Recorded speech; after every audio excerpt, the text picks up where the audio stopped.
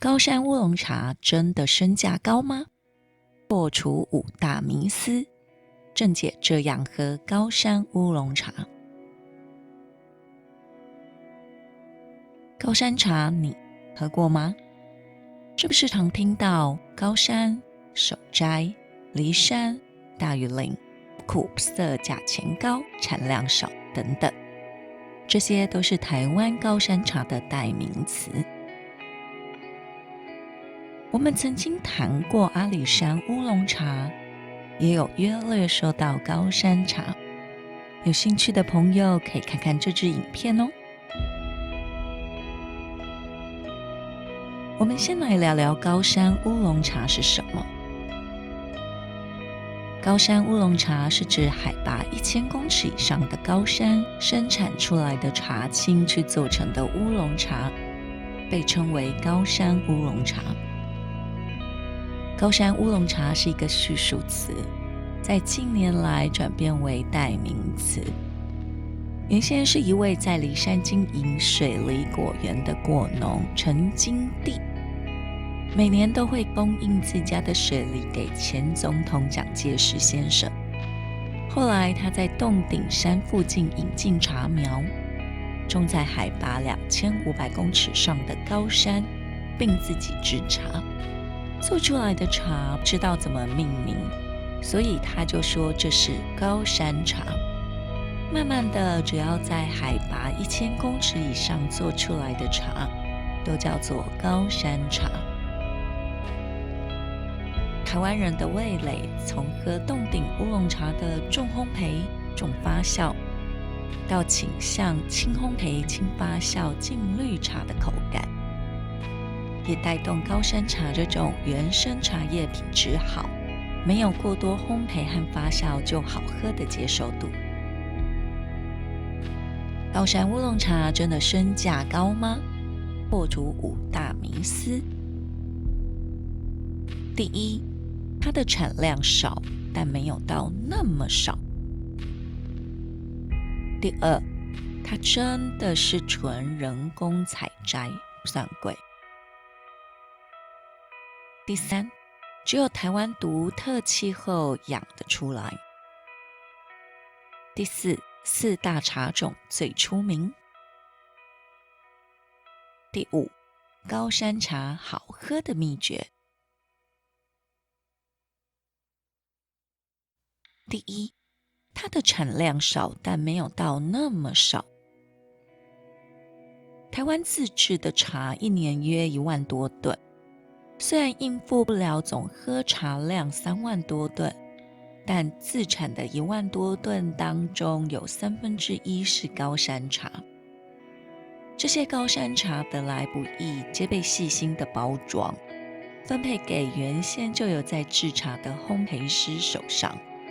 因此高山乌龙茶的产量不多，却已经足够台湾爱喝茶的茶友还有外销去了。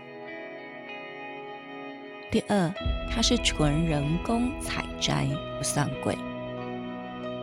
你说高山乌龙茶150公克约台币800元到1200元以上之间，约美金26元到40元以上之间，算贵吗？它可是采茶工人在食指与拇指间挂上一支小刀片，看着新长出来的1心2叶茶叶一束束的切割下来。因为海拔太高，有些大型的采收茶叶机器上不去，只能用人工采摘。为了不让采摘的茶青老化，需要立即的将茶青送去萎凋、发酵、炒精、揉捻、干燥、焙火等等。这全部都是在海拔1000多公尺以上的高山上作业。说它贵，实在是付给采茶人、制茶人的工资啊。第三，只有台湾独特气候养得出来。在阿里山乌龙茶的影片提到，台湾独特的海岛型气候有山岚气，再详尽一点说明是，台湾吹的是东南风，地形因素把大海中的太阳蒸发的水汽带到台湾的内陆，这些水汽跟着山坡往上攀爬，越是高山越凝结更多的水汽，水汽变多，高山会产出雾气、云气、水汽和山岚，这些云雾让茶叶吸收进去，同时阻隔强烈的阳光紫外线，使得茶叶肉厚果胶多。这气候放眼全世界仅有台湾独有，造就台湾高山茶的茶叶能以全世界2%的产量，还能站稳乌龙茶的顶尖宝座，实至名归。第四，4大茶种最出名，海拔1000到1600公尺是阿里山高山茶，回甘韵味；海拔1600公尺到1800公尺是山林溪茶，山木清新味；海拔1800公尺到2000公尺是梨山茶，高冷蔬果甜味；海拔2000公尺到2500公尺以上是大屿岭茶，森林味。什么是山林溪茶呢？是往溪头前的茶区种植大量的杉树，因为茶树长期浸浸在杉树的气味当中，使之茶叶包着其味道，泡出来的茶汤有天然的杉树味。不过发生921地震之后，杉树大量倾倒，再种植已是难事，所以该地区的茶叶那种杉树味道是比较少了。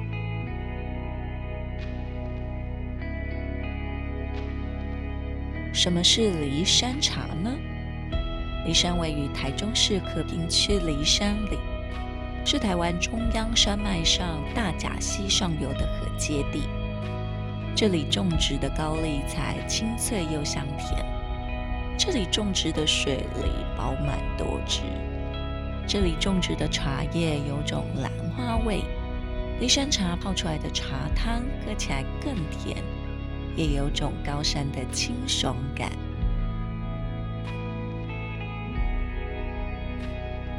什么是大屿岭茶呢？大屿岭是个地名，它是穿越台湾中央山脉的山口，是碧鹿山和合欢山之间的地方。棱线的西北侧是南投县仁爱乡荣兴村，棱线的东南侧是花莲县秀林乡富士村。大屿岭茶是世界最高茶区之一，也是全台湾最高等级的茶品，更有人称它是台湾高山茶的茶王。大屿岭地区在冬季的温度常在摄氏0度以下，终年平均温度也在20度左右。在这样的环境之下，茶叶的生长速度缓慢，仅能采收2季，产量相对稀少。大屿岭茶区因种植出来的茶叶更清冷感，所以茶农将茶区越建越高，甚至到了2650公尺。但该茶园因为建地不符原始的用途，种植在上面的古茶树已经被铲除了。因此有传闻说大屿岭已没有在生产茶叶，这点是不正确的，仅有在某一茶区被禁而已。第四，高山茶好喝的秘诀。高山茶的外观是结实的，茶汤是晶亮琥珀色，香气是微带有花香的清纯感，韵味则是圆滑甘醇又能生津。高山茶的好喝全是得天独厚，气候生长而成。想要喝真正的高山乌龙茶，就请认明 Made in Taiwan。